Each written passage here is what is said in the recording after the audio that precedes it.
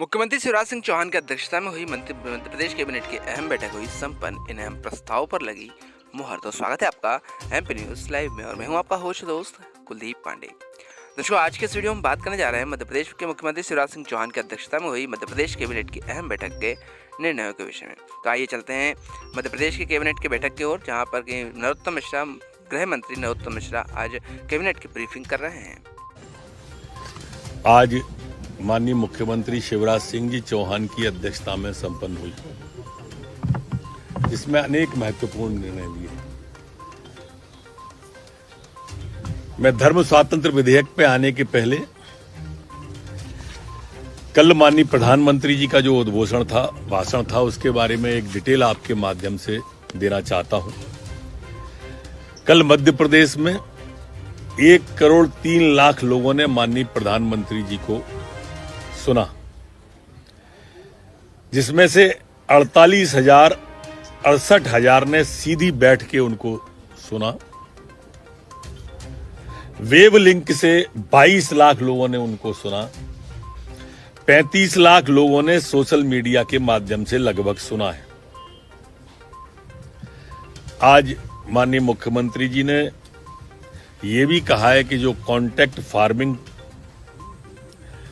कराया जा रहा है उसका एक प्रोफार्मा बना रहे हैं, जिस प्रोफार्मा पे किसान और उसके दोनों के दस्तखत होंगे और वो एसडीएम के यहां जमा होगा। जो भ्रम फैलाया जा रहा है ये उसको दूर करने का प्रयास है, कोई बेईमानी न हो ये है, और कोई भ्रम न फैले उसके लिए सोशल मीडिया के माध्यम से भी हम अभियान चलाएंगे। धर्म स्वातंत्र विधेयक 2020 आज मध्य प्रदेश की कैबिनेट के द्वारा ध्वनिमत से पारित किया गया है। इसके पारित होते ही 1968 वाला धर्म स्वातंत्र विधेयक समाप्त हो जाएगा। इसके कुछ प्रमुख प्रावधान हैं जो मैं आपके माध्यम से रखना चाहता हूं। 19 प्रावधान हैं, आप कहें तो मैं उनको पूरा पढ़ दूं। 9 अलग हैं, 19 अलग हैं। जैसे कि प्रस्तावित अधिनियम में किसी व्यक्ति को एक धर्म से दूसरे धर्म में संपरिवर्तन करने में प्रलोभन, धमकी, बल प्रयोग, विवाह, असम्यक, असर, प्रतिणन, अन्य कपटपूर्ण साधन से प्रत्यक्ष अथवा अन्यथा धर्म संपरिवर्तित करने का प्रयास निषेध किया गया है। कोई भी व्यक्ति के द्वारा उपरोक्त प्रकार के धन संपरिवर्तन किए जाने का दुष्प्रेषण अथवा षड्यंत्र करने का निषेध इसमें किया गया है। प्रस्तावित अधिनियम के अंतर्गत धर्म संपरिवर्तन के लिए विरुद्ध शिकायत परिवाद कोई पुलिस अधिकारी जांच अथवा अन्वेषण तब कर सकेगा जब धर्म संपरिवर्तित व्यक्ति या उसके माता पिता या भाई बहन संस्था के द्वारा शिकायत की गई हो, या न्यायालय से अनुमति से धर्म संपरिवर्तित व्यक्ति से संबंधित रक्त, विवाह, दत्तक ग्रहण, संरक्षितता या अभिरक्षा में हो व्यक्ति की शिकायत पर कर सकेगा। किसी भी व्यक्ति द्वारा अधिनियम का उल्लंघन करने पर 1 वर्ष से 5 वर्ष के कारावार एवं अर्थदंड जो कम से कम 25,000 होगा से दंडित किए जाने का प्रावधान है।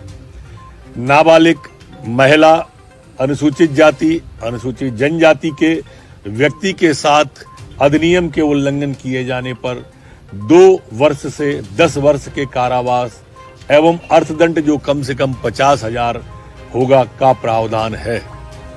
अपना धर्म छुपाकर अधिनियम का उल्लंघन किए जाने पर 3 वर्ष से 10 वर्ष के कारावार, अर्थदंड कम से कम 50,000 का प्रावधान इसमें किया गया है।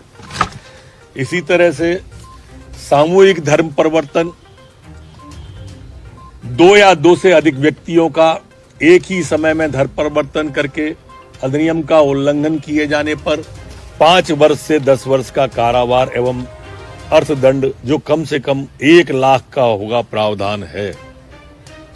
1 से अधिक बार अधिनियम के प्रावधानों के विपरीत किए गए अपराध की स्थिति में कम से कम 5 वर्ष तथा अधिकतम 10 वर्ष का कारावास का प्रावधान है।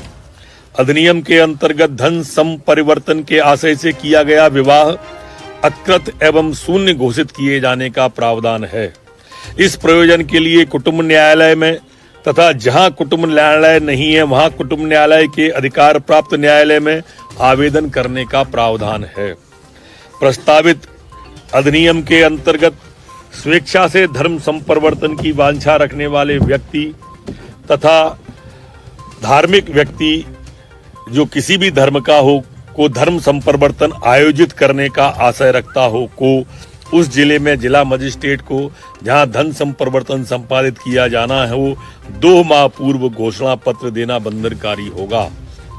धार्मिक व्यक्ति किसी भी धर्म से हो को धन संपरिवर्तन का आयोजन करता है, अधिनियम के तहत सूचना नहीं देने पर 3 से 5 वर्ष तक के कारावास तथा 50,000 तक के जुर्माने का इसमें प्रावधान किया गया है।